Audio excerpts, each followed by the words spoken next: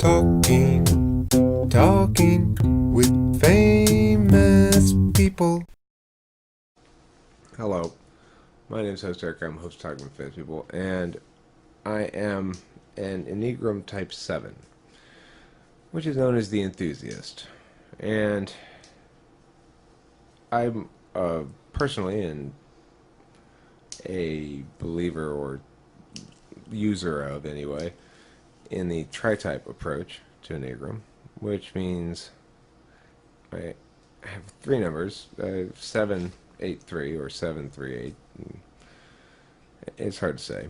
It doesn't really make any difference, the order after the 7. But the thing is, regarding that, it explains how you're going to react to certain kind of events. So, I mean, that's one of the few things that I think is predictive about Enneagram. Keeping in mind that your number in Enneagram stems from the emotion that rules you. If ruled by fear, you're a head type. By shame, you're a heart type. And by anger, you're a body type. So, the thing is, when I first read that in Enneagram about the fact that it was the negative emotion that defined me was fear, I agreed with it instantly. I thought, oh, that's right on the money. And then I read the description of 7 as being the type that wants to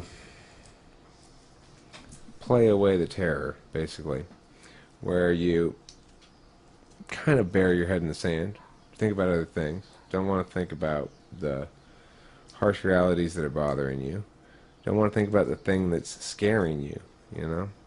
And for me, today is a day where I'm displaying my Enneagram number when I was by myself here cleaning, throwing away my dog's chair, my dog's blankets, because I can't stand to look at them. It was very difficult, but I was like, well, it's because you need to distract yourself with something, you know. You're not accustomed to sitting around feeling emotions about things, particularly horrible things like that. So I did. I called Cameron and I said, hey, you want to continue our exciting activity? And I want to go to meeting, even though I haven't finished editing the previous ones from last night. That's less play than making new ones. So as a consequence, I'm here. And it's working.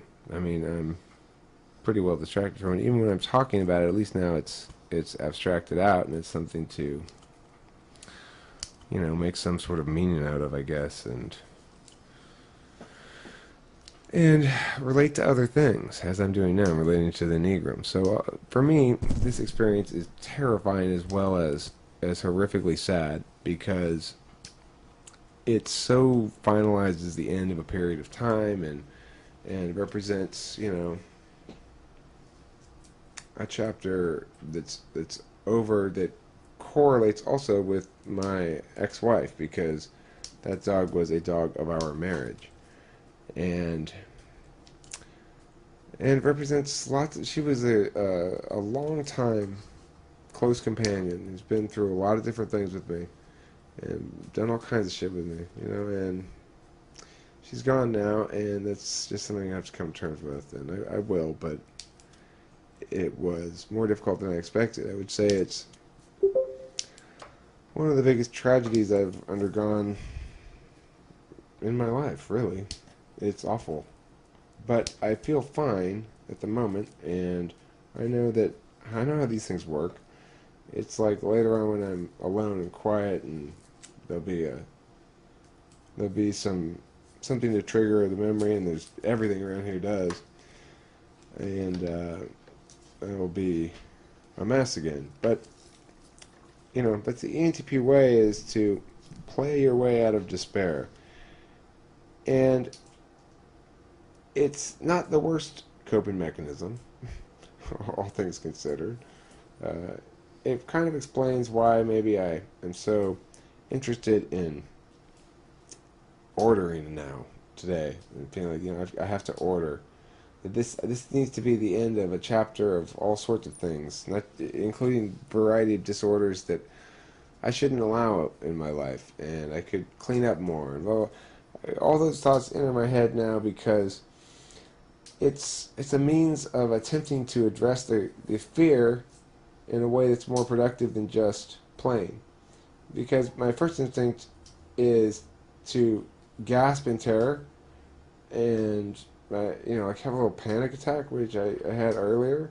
Uh, so simply because of the scope of the thing that occurred, it's such a massive event and so significant in a milestone in my life. This dog is not like any other pet I've ever had before, and probably, I mean, I don't know.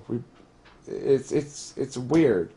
It's weird. It's hard to understand when something's been with you so long and so close to you. I slept with the dog every night. This morning, before I got out of bed, we lay there and I pet her and pet her belly and stuff like that, and she's the scope of the change is bigger than I'm having difficulty processing it. I'm having difficulty understanding exactly what that change means, and so as a consequence, I don't know. As a consequence, I don't know, but I'm I'm not feeling bad about it as long as I'm abstracting enough about it. You know, and it's an abstract issue, and you don't have to necessarily feel anything. Obviously, this is an interesting point, bringing it into feelings. For the ENTP, Cameron said, well, even if you're not feeling it right now, it's still there. Well, is it still there? I mean, it doesn't feel like it's there at the moment, but I know if I turn my attention that direction and allow it, I will be sobbing in a second. So it's a weird relationship with one's emotions that an ENTP has, because when properly functioning, they're really not feeling anything. Like, I'm not really feeling anything right now at the moment.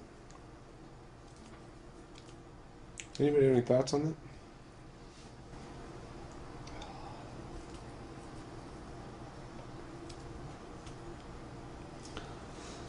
Man, when we talked about petting that belly, that's got me a little emotional. Yeah.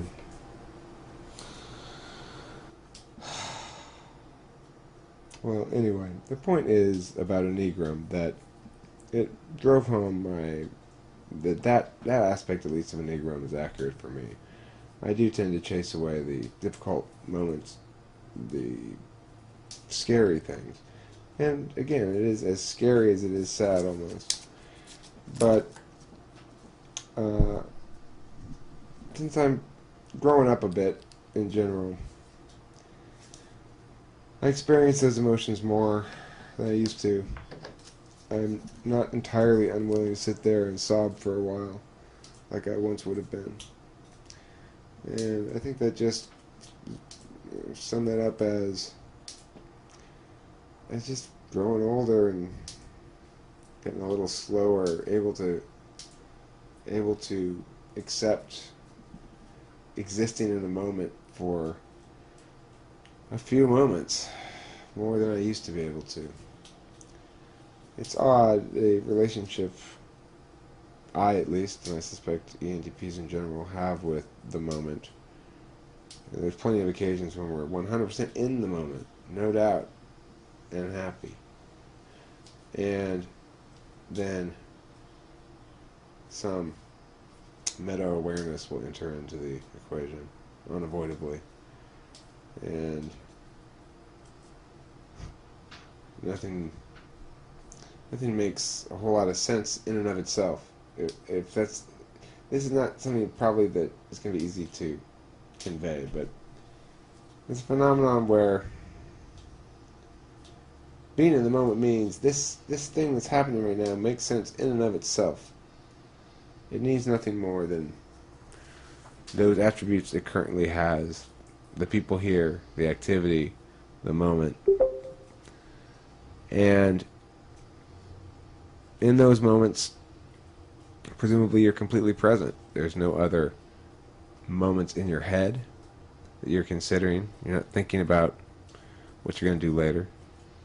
There's no other stream of attention access splitting your attention, like a phone or something like that. And you're happy and you're secure and you're whatever. Those moments are rare, far and few between. I think for anybody, except for children, maybe. Having sex. Oh yeah, having sex. It's been such a long time. I forgot about that. There's that. There's that. Yeah, there's that. There's pooping too. Pooping's pretty good. In the moment, man. Yeah. That's a very SI response, Cameron. Sex. It's a body thing. Oh, yeah.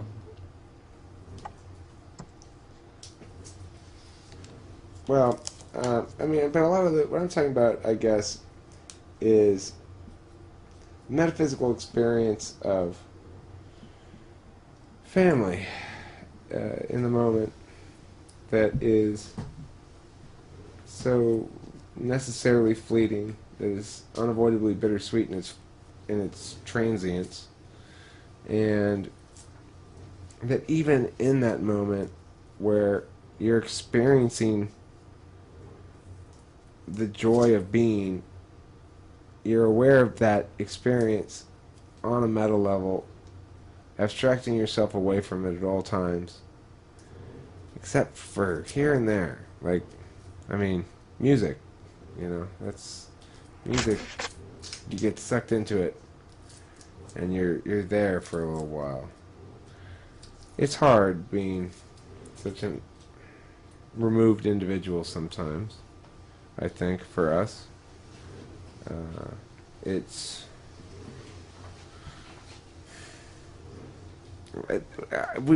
don't know about other interviews, but I want an answer so badly. I want an explanation. I want understanding beyond that which I have, beyond that which I think humanity is capable. And if there's anything that's going to prompt me to revisit those notions of dissatisfaction, of my lack of clarity about how things go in the world, it's the death of my dog.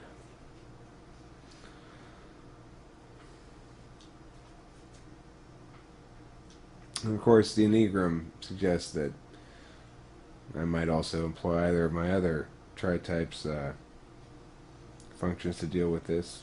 Besides playing it away, I might get angry. I didn't get angry at all. There's nothing to be angry about. Nobody to blame. And you might say I might try to achieve away the darkness, but no achievement here to be had. So I'm left with playing away the despair and hoping that when I'm alone at night, going to sleep, it won't consume my soul too utterly. Thanks for watching Talking with Famous People. This is a dark days episode, so.